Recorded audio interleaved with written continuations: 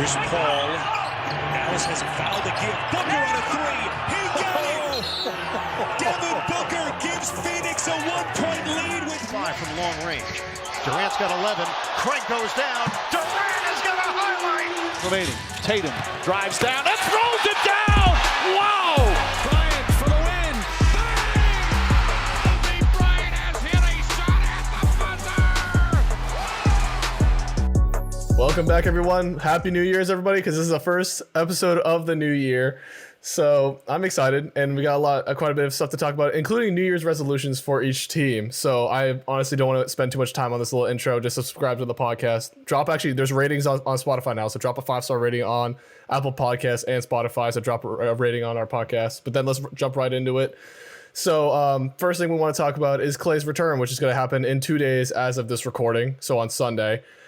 A few things about that. Of course, Steve Kerr mentioned it this week that he's going to be coming back.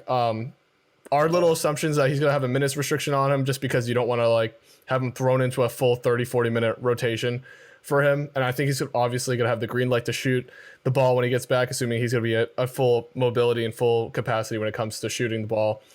I mean, that's really all I wanted to say when it comes to that. I mean, you guys have other bullet points, but I want to pass it on to Reed for the rest of the part of it. Yeah, so Klay was a pretty solid defender before, like one of the better defenders in the league, perimeter wise. So him coming back on this leg injury, it's going to be pretty difficult on him for that. So, his value on that end of the court is probably going to take a little bit of a hit. But the main thing that I wanted to talk about was the pace, because the pace of the Warriors is one of their biggest strong suits, and how quickly they move the ball, how much they move the ball. Their transition offense is really good. They can hit Steph in for a wide open three, and they were hitting Klay for wide open threes as well in transition. But now, since he's coming off of his Achilles injury, I don't think he's going to be as quick as he used to be. So I don't really see the Warriors' pace being what it used to be when Klay was 100% before his injury. But the Warriors are doing great things now, so I don't think it's going to really affect their team too much. Yeah. Yeah. Reed was saying, I think it's going to be difficult for Klay to make that kind of adjustment once he comes back into the NBA.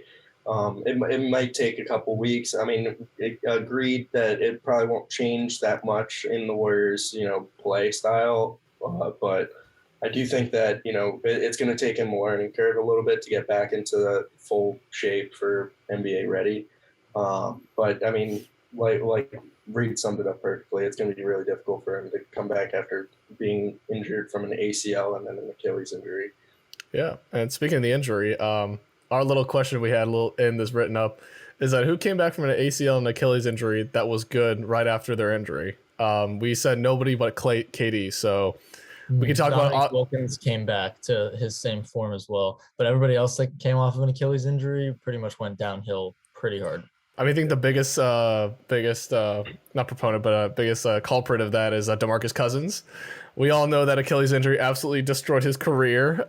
So pray that does not happen to Klay Thompson, because I really want to see the Splash Brothers for another couple more years before they retire. So he got released from the Bucks last night. Yeah, that's tragic. Man had such a good 3-4 game stint before he got released. So.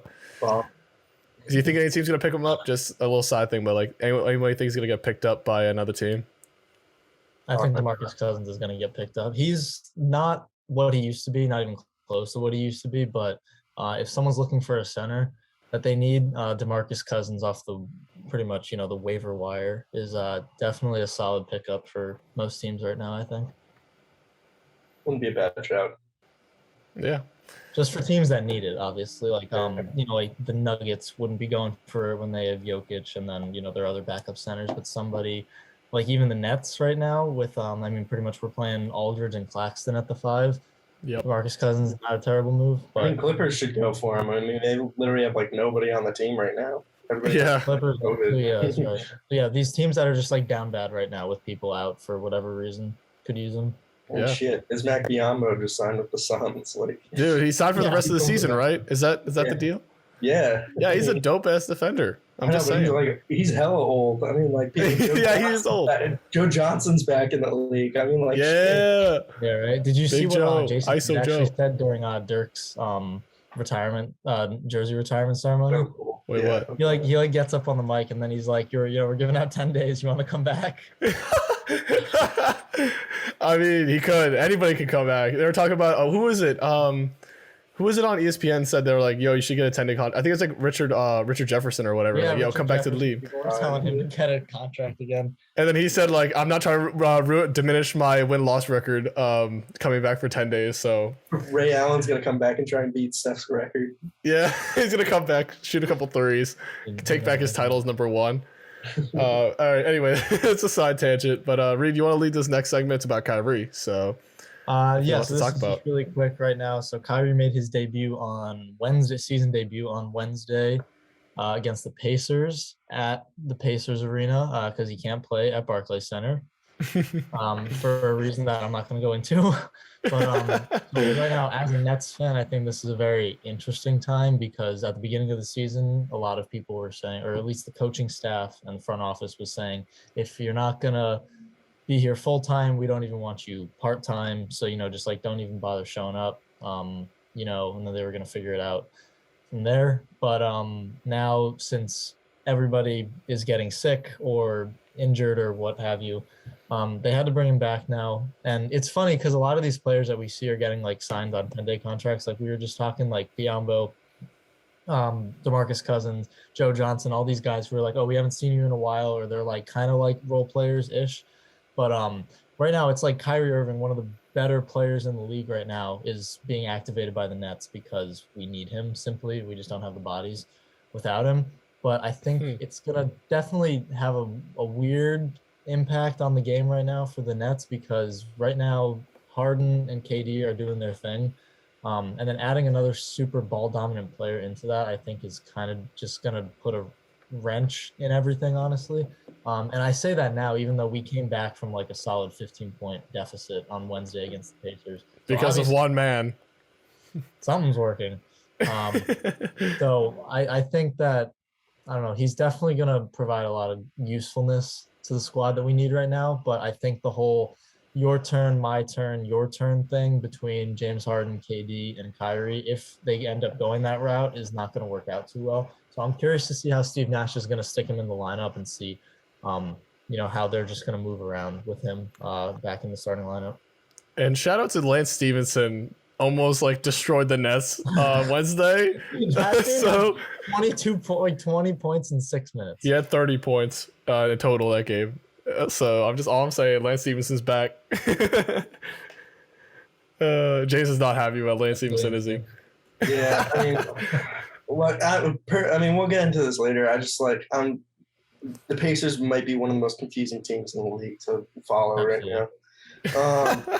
But to stay on topic a little bit, I actually disagree with your point, Reed. I actually think that Kyrie will do well coming back into the team, and that there'll be a little bit of a learning curve. But I mean, he did pretty fucking well last game, and at 22 points, definitely. Exactly, and I think that I do agree it's difficult to navigate around the your turn, my turn, your turn thing, but what I will say is Harden definitely has started to get a groove this season with all of the new rules and everything, and he's really starting to get a groove and emotion with it. Durant's Durant, he's going to do his thing. Mm-hmm. With Kyrie added into that equation, I think you actually add some versatility into your different lineups now, because you can add somebody like Bruce Brown into the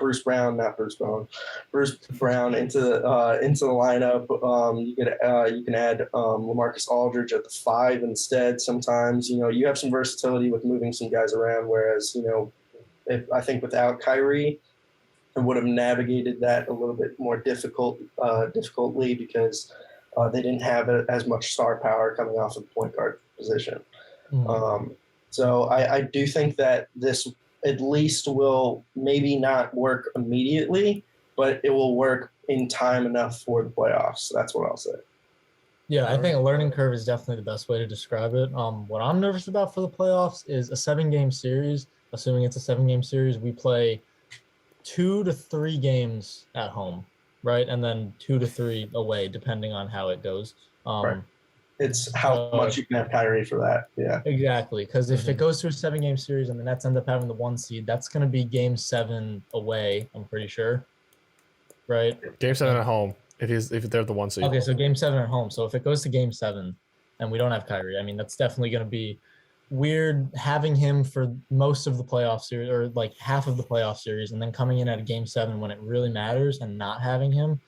I don't know. It's going to be really strange is really the only word I can use to describe it. But I think you definitely make a good point. He adds versatility. There's no doubt about it. I mean, it's Kyrie Irving. You know, he's professional bucket getter.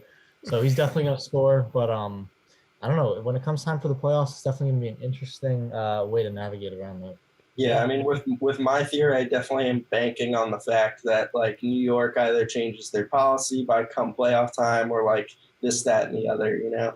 But I do think that, you know, if they do have Kyrie for a good amount of the playoffs or most of it, or if not all of it, then that would be – you guys are set.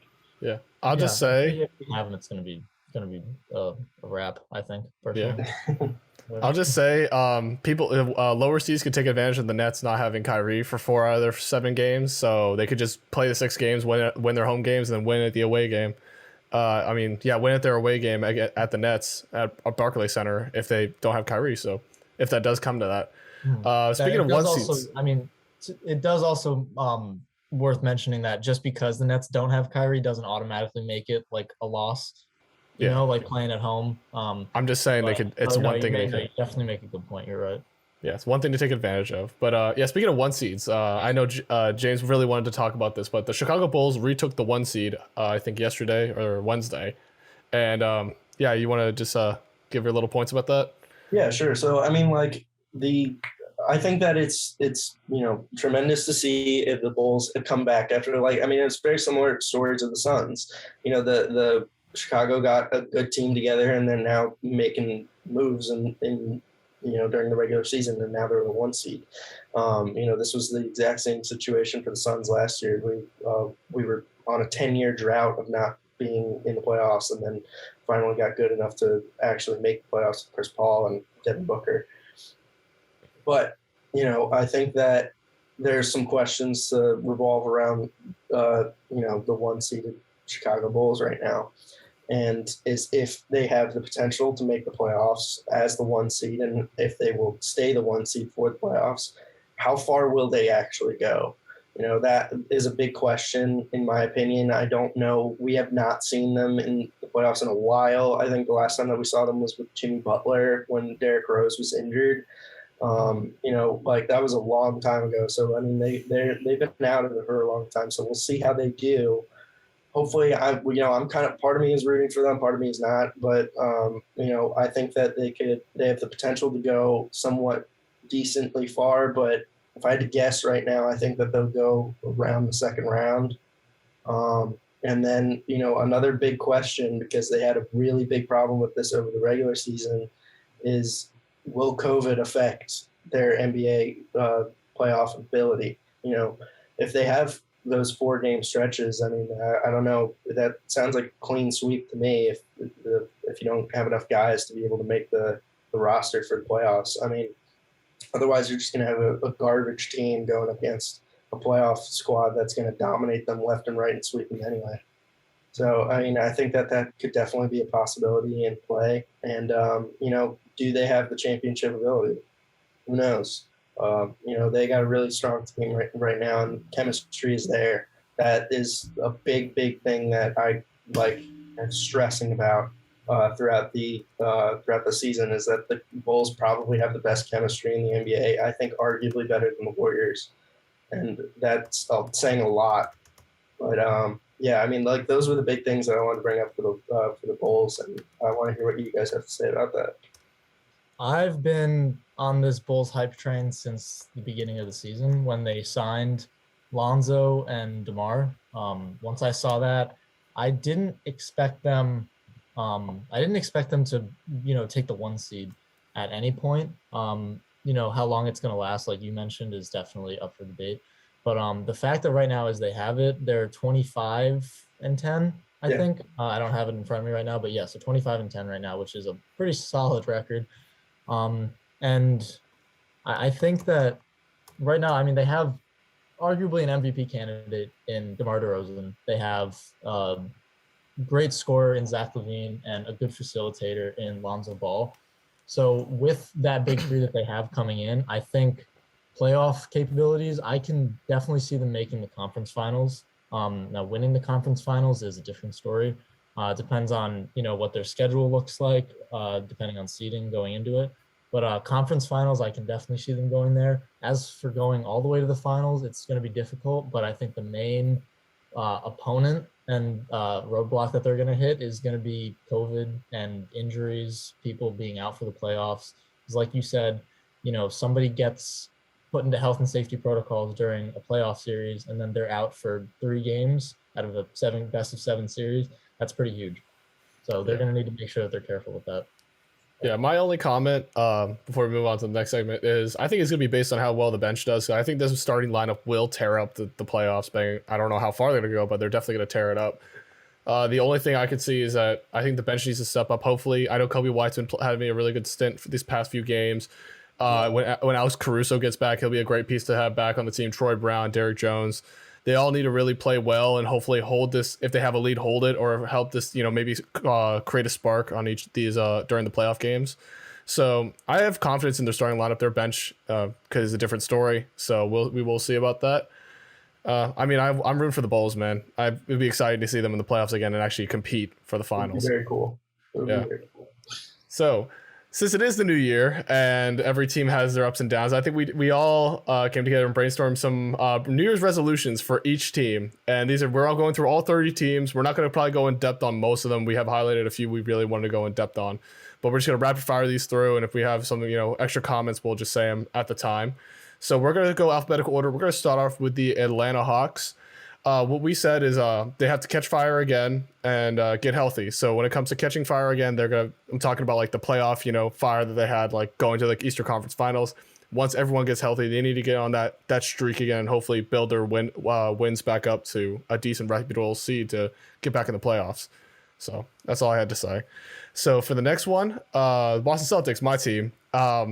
Obviously, I'm going to say get more shooters and develop more shooters potentially, just because this team really does need shooting. Jason Tatum, Jaylen Brown, obviously decent shooters on hit or miss nights, I guess, because Tatum's still inconsistent as it is off injury. Jaylen Brown's been really good. Rest of the team, shooting wise, I don't know where they are at. So I don't know if you guys have any more comments about that, but that's all I had to say. I don't really have nothing to say about the Celtics. Fair enough. Bones. What? That's what James Oh, of course you'll say that because we're I know I've accepted the fact we are a 500 team. All right, so I'm gonna accept that we're a 500 team. We'll see what happens. But how about the next team? That's not what you were saying a few days ago.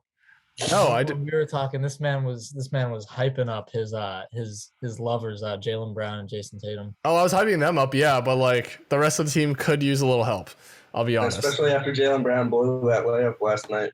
Yeah, I know. I saw that. I was watching that game and I was just crying. I was like, dude, we could have beat the Spurs and that would have been a decent morale boost. But yeah, you want to take the next couple since it is your team. While Makoto's crying, I'll take a few of these. So next one we got Brooklyn Nets. This one's probably fairly obvious, but we got to figure out exactly what's going on with Kyrie. So he did come back as we discussed before, but the whole situation itself kind of needs a permanent resolution, and I don't know what that's going to look like, but we need to figure it out, whether it's a trade or getting the man the shot that he needs so he can play more. They just need to figure out what's going on with him. I don't think you guys really have much to say about it, do you? Nope. Yeah, it's fair enough. Next one we got Charlotte Hornets. PJ Washington is on this squad and he's getting 20 minutes a game, I think it was. 20 to 22-ish. Yeah, and personally, I think he needs more. They don't have a rim protector right now. They got rid of Zeller this past season, and he wasn't even that good of a rim protector in the first place. Their defense is pretty horrendous right now, so I think that they need to kind of just figure that whole situation out on the other end of the floor. Mm-hmm. Last in the league in defense. That's all I'm going to say. Mm-hmm. The next thing that we got is the Chicago Bulls. I mean, there's not much to say there other than keep it rolling and keep winning games and wear a mask. But yeah, other than that, there's not much to say than a 1 seed. Cleveland Cavaliers up next. Get Rondo in the lineup. They just signed a deal with him for the trade. So I mean, I think once he gets into the rotation, they'll start getting some things rolling, especially because they've had some lack of point guards recently because of especially with Ricky Rubio getting injured. Yeah, so with Ricky Rubio getting injured and all that. But yeah, I mean, other than that, I think that the Cleveland Cavaliers are starting to get things rolling. They might actually make the playoffs this year, which would be awesome. So I mean, it's good to see from them. Yeah, they are a top 8 in the league. So, and they're obviously in the Eastern Conference. So I'm happy to see that. They're good without LeBron, so that's a good sign. So next team, Dallas Mavericks. They got to get everyone involved because Luka and Porzingis, or Tingus Pingus, is carrying this team. You know, he's Tingus Pingus no more because he's actually playing really well. So I'm not going to call him that anymore. So Kristaps Porzingis is playing really well. The only problem is with that Tingus Pingus is out. So I'm going to call him Tingus Pingus again because he's out. Got the vid, so he's out. But yeah, I mean, I guess the one person I want to highlight is Tim Hardaway Jr. He was an amazing shot creator, scorer, shooter last year. He needs to step it up. That's really what I meant by getting everyone involved. Like, just find more playmakers. My fantasy team too, bro. Yeah. That guy needs to get more involved for sure. Yeah, and then for the Denver Nuggets, bench needs to improve because Murray and MPJ are out. So I think looking at this bench, no one really flashes out as exciting or like great because the people who already are like playing really well are in the starting lineup, like Will Barton, for example, stepping up for Jamal Murray, playing really well. So for the bench unit, who's left? Like Frank Campazzo. I mean, he's good, but like he's not really someone who would like, oh my god, it's Frank Campazzo. We gotta like game plan around him on the bench type of deal. So they still have, bench needs to step it up. They still have Monte Morris. Monte Morris is out with a foot injury. He's out for either the vid or a foot injury. I don't remember what it was. Because I remember he was injured. So he is injured. And they got rid of Gary Harris too, yep. Right? They traded away Gary Harris. So yeah, I don't that sucks. Say the least. Grant a couple of years ago, that was stupid. Yeah. So yeah, you got the next one, Reed. Yep. Detroit Pistons just get these young guys experience. They got the number 1 overall pick this year, and it's really just going to be about them kind of finding their chemistry for the next couple years. I don't think anybody's expecting them to do nothing crazy in the next like even 2 to 3 years. They just got to get these young guys experience. The only thing I want to add to the Pistons is freaking like play through like Jeremy Grant. Like, what are you doing? Like, the kid's like clearly talented. Is he's out for a thumb? He's out for a thumb injury. He is out right now. But like, play through him when he comes back. They should build their team around him. Yeah, absolutely. I think he's he's a great scorer, and he was a pretty good playmaker from what I was seeing as well. He commands a lot of defensive attention. So definitely the Pistons kind of just need to figure it out. Honestly, a sidebar for their New Year's resolution maybe is just get a new front office, because their front office really hasn't been doing it for them these past couple of years. Should have made Van Gundy their GM. Yeah. Are you kidding? That would have been a good idea. No, I agree with you. That's not a bad idea at all. Man is smart. All right, so next one we got Golden State Warriors. I would go more into this, but we kind of talked about it before in the beginning. Yep. Basically right now their resolution is get Klay to 100%. That's pretty much what they're looking at right now. Even without Klay at 100%, they are second in the West. Yep. So they're obviously doing something right. So they just got to keep trucking and then just get Klay to 100%. Mm-hmm. And then next we got the Houston Rockets. Similar to the Pistons, kind of just get their young guys going.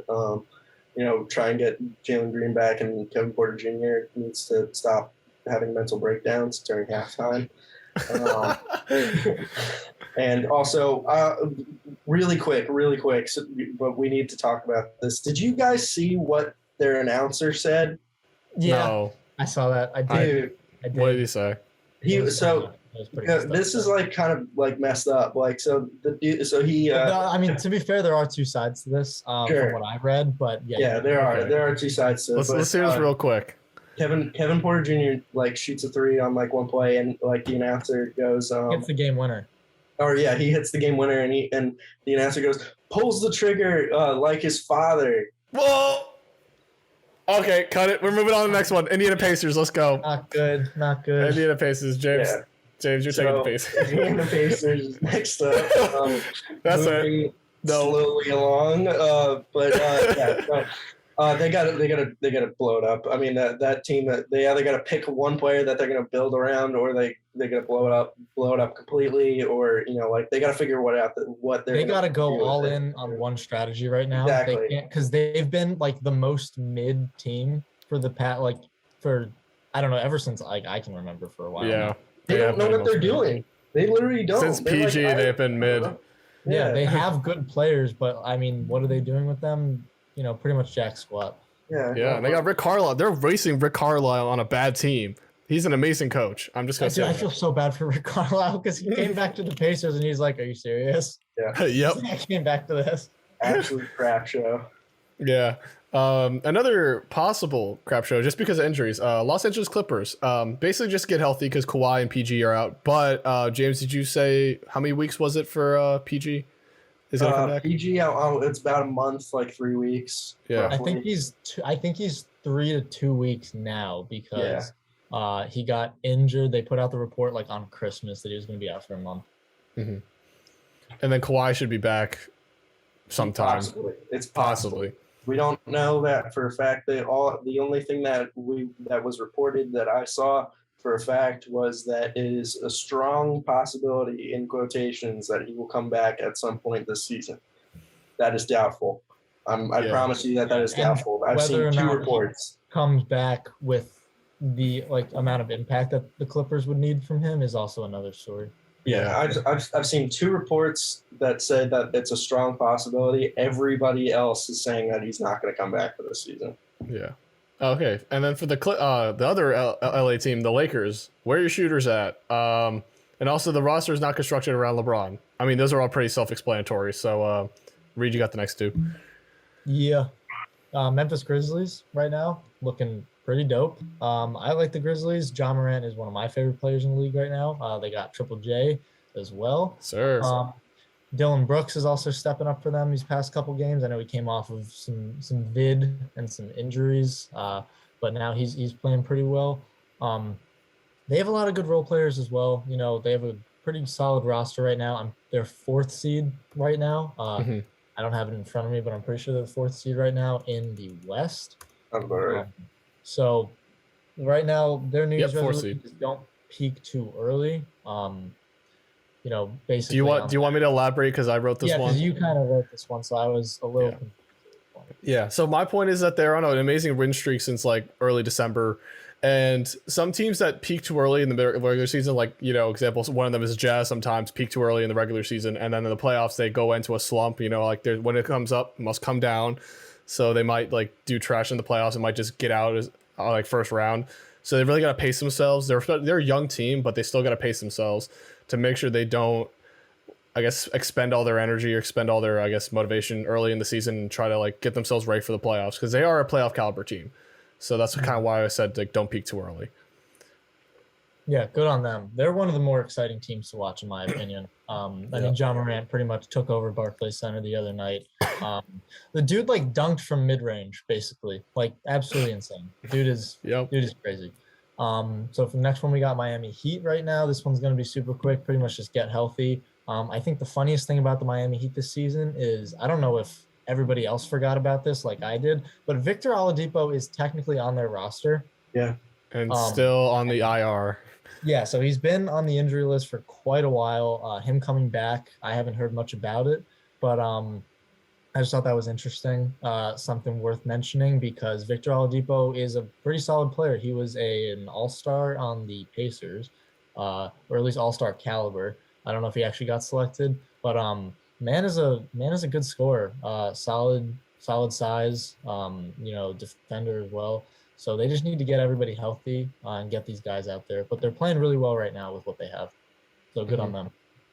I'm going to talk about the Bucks, otherwise I'm just going to get pissed. Okay. All right, I'll take the next two, then we'll pass it on to James, and then Yada. We'll do a different. We'll switch it up. We'll switch the rotation up. So the Bucks find and create some facilitators and playmakers. This mainly is because it seems like the three players, of course, Middleton, Holiday, and Giannis, are doing all the playmaking and facilitating, and the rest of the team is just kind of standing there, not doing too much. I mean, obviously, Pat Connaughton has been great, but the rest of the team could be doing a little bit more when it comes to helping. Maybe having them create their own offense, or helping the main three stars actually get them the ball, or get the offense going through them, yada yada, instead of having them have to run the offense. So yeah, I mean that's what I kind of said for that one. And then the T-Wolves, fix your depth. Again, bench non-existent. D'Lo and Cat getting injured all the time. So yeah. And then next is the New Orleans Pelicans. Basically, you can't rely on Zion coming back too much. I think that they are holding a lot of their cards with Zion, and especially with his weight gains. It's not looking great for the Pelicans to do well here. I mean, right now their best players are Devontae Graham and Josh Hart. So I mean that's pretty impressive. Brandon Ingram. Yeah. But yeah, I mean, there's. Do you guys have any other things to say about the Pelicans that you wanted to add? I think that the Pelicans are in a very odd situation that they kind of put themselves in. With Zion right now. I saw something today that said he's going to continue the rest of his rehab in Portland for whatever reason, and he's nowhere close to a return. So him coming back this season completely out of the question. I think the question we need to start asking about Zion is, are we ever going to see him back again? Not just this season, ever. I'm very concerned that he's going to be a Greg Oden situation. Mm-hmm. Where we might never see him again, and even if he does come back, it could be almost like a DeMarcus Cousins thing where he's going to be a complete husk of his former self. So he's in a weird spot right now. I hope the best for him because he was an exciting player to watch, especially when he was on Duke. But right now, I think the question is about seeing him back in the league, period, as opposed to just this season or even next season. Agreed. Yeah. Oh, you got the next one, by the way. Oh, my bad. The next one that we have is the New York Knicks. There's a little bit that could be worked on here. Their backcourt could use some work. I mean, Fournier's doing okay. Obviously, didn't they get rid of Kemba? No, they still have Kemba. It's just kind of on and off kind of thing, as he was on the Celtics. So nothing I haven't seen before. Yeah, I saw a bunch of trade rumors that they might get rid of Kemba, so I didn't know if that happened or not. I would too. Yeah, as a Celtics fan. Yeah, I mean they need some work.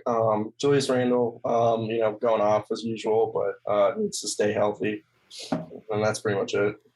Yeah, and then I guess Reed, you're up. Oh yeah, I can take these next two. So Oklahoma City acquire more draft picks. They just need to start stockpiling more draft picks. They already have been. I'm pretty sure they own the draft for the next 3 years or something. But just keep getting those picks. That's all they need right now. But in all seriousness, if they actually do keep getting picks, they're going to have a ridiculous amount of trade assets. And talent to work with. And talent, of course. So good on them for that. Next one, Orlando Magic right now. Strangest team, in my opinion, this season. They have a relatively talented roster, but they've won 7 games. So really weird what's going on with them. But right now, their New Year's resolution is look for a potential trade in Jonathan Isaac. Right now, Jonathan Isaac is a pretty solid piece for them, but I think he's still out on injury though, right? He's been injured every season. They need to get rid of him while his value's still high. They're just gonna get rid of him. I don't know why they even still have him. But, that's pretty much it for them. They just need to figure out what the hell's going on because they have Mo Bamba, who's been stepping up this season. Cole Anthony, who is an absolute dog right now. Yes. So I don't know what they're doing with him. Yes. Speaking of trades, the 76ers, we should really make up a nickname for him like Tingus Pingus because Ben Simmons is back on this podcast. The Sixers need to trade him. That's their resolution. That's all they needed to do because they're pretty good without him. So just get rid of him at this point. So we gotta brainstorm some names, like a funny name like Tingus Pingus for Ben Simmons. Yeah. So I mean that's it. And then the Suns, absolutely nothing because I mean, James would agree, and I think we all agree. We all agree that they're relatively healthy and the roster is like constructed really well. So there's not really much to critique. And maybe the bench needs a little help, but like that's I don't it. know how this has happened, but every single team has been riddled with like health and safety protocols except the Suns. Yep. Fucking go. They just go to practice and go home, I guess. But it's They're committed, man. They're committed. Ebook's going home to Kendall Jenner every night, boy. Don't need to go out. can't cry about it, Ben Simmons. All right. You got the next team. The next team that we're talking about is the Portland Trailblazers. I wanted to talk about this one a little bit more just because they need – so basically we wrote down that Lillard needs help. I actually think that Lillard should leave. I think that he should go to the Nuggets. I think that would be a great place for him to go. I think that they would give him a fat green light, and he would dominate with Jokic as well as keep him if once Murray comes back. So I think that honestly, at this point, Lillard needs to consider possibly, saying screw loyalty and I want to get out of there. So yeah, I mean. I think that he really needs to leave the Blazers. But in terms of the Blazers as a team, I mean, they need to get their crap together. I mean, they're not pulling any weight right now. They're losing games that they shouldn't. They're winning games that they shouldn't. They're a mess right now. So they need to figure that crap out. As well as CJ not being healthy is not good for them. Yeah, the biggest issues plaguing them right now. Yeah. Then we move on to the Sacramento Kings. Destroy the team, like literally, just blow that shit up because it's not working at all, and it hasn't been working for I don't know how many goddamn years that the Kings haven't been close to the playoffs. Blow it up like the bathroom after Taco Bell. Exactly, man. Exactly. Or Chipotle, you know. Oh my god. But pretty self-explanatory though. It is pretty self-explanatory. Get Buddy Hield out of there. Like a 15 season playoff drought or something like that. Something crazy like that. Crazy, yeah. Get Buddy Hield out of there. Mm-hmm. Wasting his talent. And De'Aaron Fox. Wasted. Facts. Yep. Wasted. All right, so for these... Yeah, I got this next two. San Antonio Spurs developed the young guys, so self-explanatory. I don't need to say much. They have an amazing young core. And also the youngest team that Popovich has ever coached. So I just want to put that out there into the universe. But Toronto Raptors for the next one. Keep this upward trend. They got Siakam back. And I think there's another. Oh, yeah. They got Scotty Barnes. No, Scotty Barnes or OG Anunoby. One of the two. But they got him back. And they're basically their starting lineup's at full strength. And they've been playing really well this past month. So keep it up. Yeah. And then the last two you can take. Just handed an L to freaking Bucks. Let's go, boys. Screw the Bucks. Yo, I don't care what you say, fans out there. If you're any Bucks fans are watching, screw you. Even though he's a Suns fan, he's a complete opposite conference. But you know what? Pointing at someone very specific. Oh yeah, very specific right now. Yeah. So these last two, we got Utah Jazz. This one's pretty obvious. Nullify Gobert's weakness. Great rim protector. Horrible perimeter defender. Figure that out. Otherwise, you're going to keep losing in the first round of the playoffs. Washington Wizards. Last one. Their main rotation just needs to shoot better from three. They have some solid guys. They've been doing really well. I know how much everybody hates on Kuzma, but he's been playing well for them. Bradley Beal scoring. Davis Bertans is pretty much their main problem right now, in my opinion, for their starting lineup. That man needs to shoot better from three, but once they fix that, they're going to be a ginger beast. Yes. I'll just say I'm going to throw this out as well. Bradley Beal is shooting 28% from three. So, and Kyle Kuzma is shooting better than Bradley Beal from three. So that says a lot about the shooting three. What? Yeah, face palm. I mean, Brad's never been like a great 3-point shooter. Yeah, sure, but it still shows a lot. All right, well, that's what I'm saying. See, Kuzma's not, give a man some credit. Yeah. But yeah, that's all the New Year's resolutions. Hopefully these teams can fix it up, or at least some of them can fix it up so they can play well in the playoffs. But yeah, that is it. We are running low on time because we are on Zoom until the end of January. We'll be back in person. Hopefully, all this new stuff going on, we don't know. But yeah, let me knock on wood and pray we go back in person so we can have an in-person podcast again because I really love the in-person. So yeah, till next week, everybody. Peace. Peace.